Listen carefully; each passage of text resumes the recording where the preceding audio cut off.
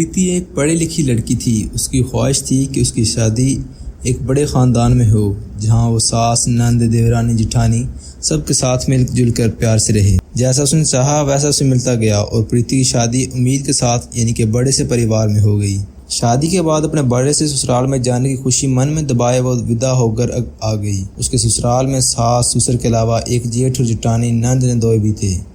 लेकिन असल ज़िंदगी टीवी सीरियल की रिश्ता क्या कहलाता है जैसे नहीं होती, इसलिए शादी तो हो गई थी लेकिन असल झटका लगना भी बाकी था। शादी के कुछ दिन बाद देखो बच्चों, आज से आपके नाश्ते में पिज्जा, बर्गर, पिस्ता, नाश्ता जो भी खाना हो आप चाची को बता देना। चाची चटपट बनाकर तैयार कर देगी। आज से चाची आपकी बेस्ट फ्रेंड है। अरे चाची, आपके हाथ में तो जादू है, जादू। आप इतना टेस्टी खाना बनाती हो, मैं तो उंगली चाटता रह जाता हूँ। अब एक काम करना, शाम को मेरे लिए पिज्जा बना देना। अच्छा ठीक है, लड्डू पक्का बना दूंगी। अरे प्रीति, ये क्या ला रखा है तुमने? ऐसी कौन सी गट्ठी चिता दी है लड्डू और गुड़िया को कि दिन भर चाची चाची करते फिरते हैं?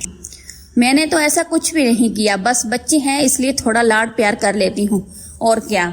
दोनों देवरानी जिठानी बात कर ही रही होती है, तभी सास वहाँ आ जाती है। इतना प्रीति बहू, तुम्हारी तो इस साल सावन की पहली तीज है। अपने घर में बात कर ली ना भाई। हमारे यहाँ तो तीज तो मायके से ही आती है, बहू के यहाँ से। जी माँ जी, मम्मी का फोन आया था, वो 1-2 दिन में सब सामान भिजवा देंगी। कल आज की बात है और मैं इस प्रीति से उम्मीद करना ही बेकार है। इसके घर वालों ने तो पहली तीज ही रो रो कर भेजी थी, अब तो मैंने सोचना ही छोड़ दिया है। कहकर पुष्पा वहाँ से चली जाती है। प्रीति देखती है कि सास के ताने सुनकर प्रिया की आंखें भर आती है। प्रिया की माँ पिताजी नहीं थे और भैया भाभी कभी कुछ सामान भिजवा देते, कभी भूल जाते, जिसके कारण प्रिया ससुराल में ताने सुनने को मिलते थे। ये लीजिए बहन जी, ये आपकी साड़ी है और ये भाई साहब का जोड़ा, बाकी सब खाने पीने का सामान है। अच्छा प्रीति को जरा बुला दीजिए, इसने कुछ सामान मंगवाया था तो वो इसे दे दूं। अपनी समधन की बात सुनकर पुष्पा हंसते हुए प्रीति को आवाज लगाती है। जी माँ जी, ये ले बेटा तेरा पैकेट पकड़ जो तूने मंगवाया था। प्रीति पैकेट लेकर रसोई में जाती है और जिठानी के हाथों में थमा देती है। ये लीजिए भाभी, आपका पैच का गिफ्ट आपके लिए। हरी साड़ी, मैचिंग ज्वेलरी और चूड़ी पैच मैके से आता है ना, मुझे अपनी बहन समझकर रख लो। आज के बाद मुझ पर तरस खाने की गलती मत करना। तुम्हें क्या लगता है मैं अपने लिए एक साड़ी नहीं खरीद सकती? अपने मेके से मेरे लिए साड़ी मंगवा कर तुम क्या साबित करना चाहती हो? महान बनने का कुछ ज्यादा ही शौक चढ़ा है ना तू आपके मैके की अमीरी का ढंडूरा पीटना चाहती हो, बड़ी आई बहन बनने वाली। अब समझ में आया, ये सब माँ जी की नजर में अपना नंबर बढ़वाने का तरीका है, ताकि माँ जी समझे कि तुम बहुत महान हो। भाभी आप ऐसा क्यों सोचती हैं? मैं तो बस आपको खुश देखना चाहती थी, इसलिए मैंने आपके लिए भी अपनी जैसी साड़ी मंगवा ली।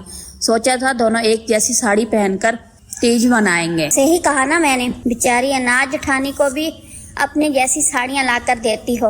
ये सब पैंतरेबाजी मेरे साथ नहीं चलेगी। तुम्हारे जैसे मीठा बोलकर अपना काम निकलवाने वाली औरतों को मैं खूब समझती हूँ। कहकर प्रीति प्रिया की दी हुई साड़ी इसके हाथ में थमाकर चली जाती है और प्रीति आंसू भरी आंखों से इसे बस देखती रह जाती है। इस तरह कुछ दिन बीतते हैं। एक दिन प्रिया अपने बच्चों को डांट रही थी। पूरा दिन बस खाने की फरमाइश करते रहोगे, कभी पास्ता खाना है तो कभी मैगी। पढ़ाई लिखाई में दोनों एकदम जीरो हो गए। जीरो जब से ही है, तुम दोनों चढ़ा कर रखा है, वो तो जाती है इसके साथ अपने बच्चे होते हैं, तब मैं देखती हूँ कितना लाड करती है। मामा, आप ऐसा क्यों बोल रही हो? प्रीति चाची तो हमें आपसे भी ज्यादा प्यार करती हैं। आपसे किसने कहा हम पढ़ते नहीं हैं? शाम को जब आप सब्जी लेने जाती हो तो चाची हमें पढ़ाती हैं। ना जाने मेरे बच्चों पर कौन सा मंत्र मारा है इसने कि आज मेरे बच्चे मुंह से ही जुबान लड़ा रहे हैं। ये उससे बड़बड़ाती प्रीति के पास जाती है। अगर माँ बनने का इतना ही शौक है तो अपना बच्चा पैदा कर लो ना, मेरे बच्चों को पीछे क्यों पड़ी हुई हो? और एक बात कान खोलकर सुन लो, मेरे बच्चों से दूरी रखना। तुमने ना जाने क्या मंत्र मार दिया है कि मेरे बच्चे हर बात में चाची चाची करते रहते हैं, जैसा कि हमने तो आज तक इनके लिए कुछ किया ही नहीं। मैं नहीं होती हूँ पढ़ाने का क्या मतलब? बच्चों के मन में यही भरना चाहती हो ना कि इनकी माँ को इनकी कोई फिक्र नहीं और चाची तो इनके लिए जान भी दे देगी। मैंने बच्चों को कोई गलत बात नहीं सिखाई। मैंने कभी नहीं कहा कि मुझे अपनी माँ को हो, फिर भी बच्चे आपके हैं और अगर आपको पसंद नहीं है तो मैं आज से आपके बच्चों से दूर ही रहूंगी। इस घर में वो जितना भी अच्छा बनने की कोशिश करती है, उल्टा उतनी ही उसकी मुसीबत गले पड़ जाती है। अगले दिन सवेरे प्रीति की नंद स्वीटी अपने पति राकेश के साथ उसके घर आती है। प्रीति पैर छूकर उनका अभिवंदन करती है।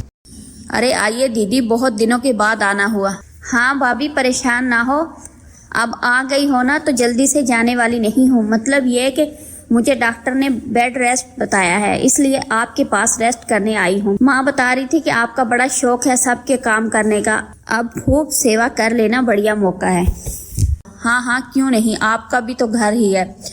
पूरी आती कार से रुको अब। प्रीति के आने के बाद अब घर का काम पहले से बहुत ज्यादा बढ़ गया था। प्रीति पूरा दिन घर के काम और खाना बनाने में लगी रहती। स्वीटी की भी प्रीति पूरे मन से सेवा कर रही थी। क्या नया चलन चला रही हो तुम घर में, हाँ? और हर समय घूंघट में लिपटे हुए संस्कारी बहू बनकर क्या साबित करना चाहती हो कि ये आदर्श बहू बनकर दिखा रही हो ना? इससे कोई खुश नहीं होने वाला। बस तुम्हारे चक्कर में मुझे जरूर बातें सुनने को मिल जाती हैं। यहाँ आप देखो, तब स्वीटी के आगे पीछे घूमती रहती हो। आज तुम सर पर चढ़ाओगी ना तो आज तो कल को झेलना भी मुझे ही पड़ेगा। तुम्हें तो अच्छाई की बीमारी है ना, जरूर तुम्हें कोई अच्छाई का कीड़ा है। प्रीति बात को बढ़ाना नहीं चाहती थी, इसलिए जिठानी के बातों का जवाब दिए बगैर वो वहां से अपने कमरे में लौट आती है।